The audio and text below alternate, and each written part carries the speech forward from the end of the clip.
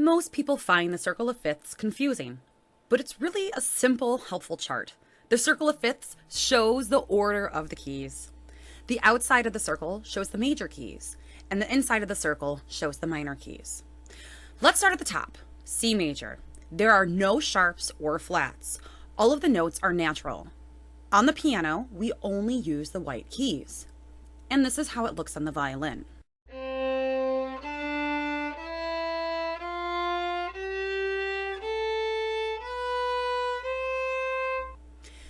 As we go to the right on the circle, we add sharps to the key.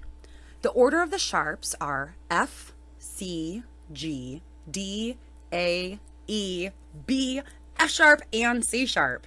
An easy way to remember this is with the mnemonic Father Charlie goes down and ends battle. F is always first, followed by C, then G, etc. One sharp is G major. G, A, B, C, D, E, F sharp, and G. On the piano, we would play all the white keys except for the F sharp. The first octave on the violin looks like this.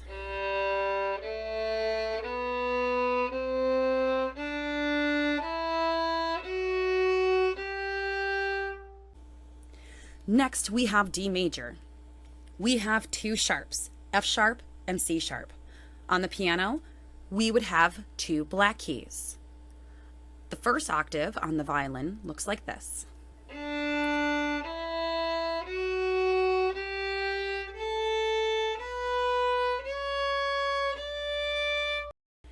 A major has three sharps, F sharp, C sharp, and G sharp.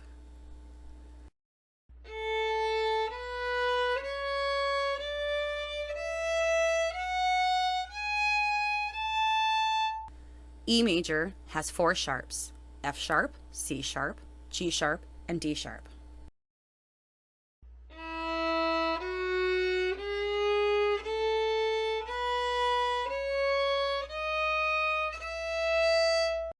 The circle of fifth continues adding sharps for each key.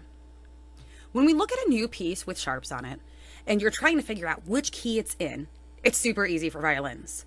One sharp, pluck G. Two sharps, pluck G, D. Three sharps, pluck G, D, A. And four sharps, pluck G, D, A, E. There you go, super easy. Let's go over to the left side of the circle where we have our flats. Let's reset our brains to the no sharps and no flats, C major, just the white keys on the piano. As we go to the left, we add flats. And the order of the flats are B flat, E flat, A flat, D flat, G flat, and C flat.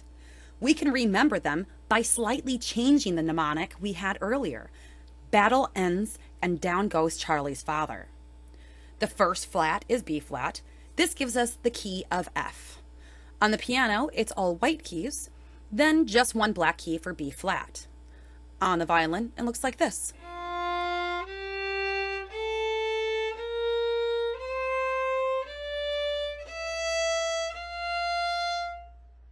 Next is B flat major. We have B flat and E flat. The piano would now have two black keys, and it looks like this on the violin.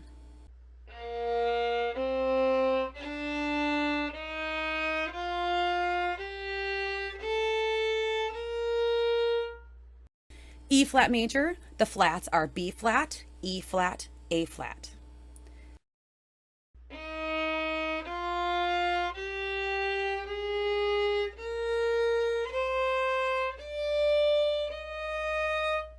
It continues adding flats to the keys. I think you get the point of it now. When we see a new piece with flats, we can easily figure out which key it is in by looking at the second to last flat. This one is A flat major. This one is B flat major.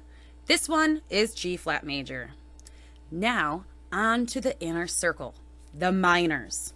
We're still working with the same key signatures, but we start at a different point on the scale.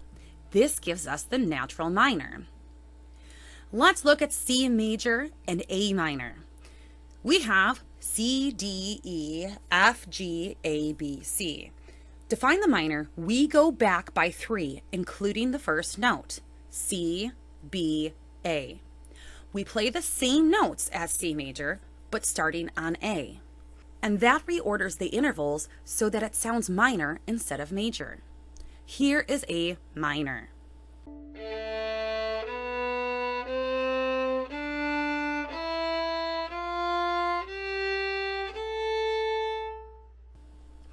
Let's work with the sharps again first. The relative of G major is E minor. Same thing, we have G, A, B, C, D, E, F sharp, G. Go backwards by 3, including G. Then we have E minor. This is how it sounds.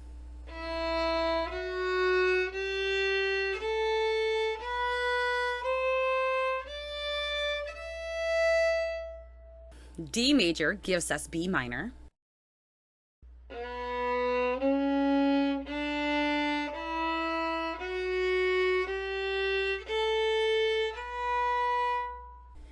A major's relative is F sharp minor, E major and C sharp minor, etc. On to the flat side. F major's relative is D minor.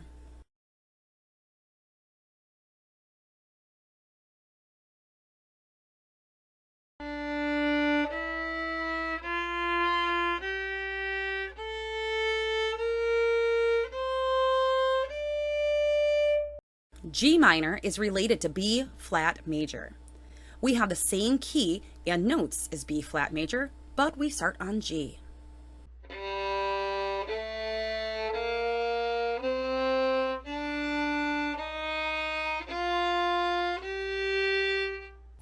E flat major is with C minor, etc.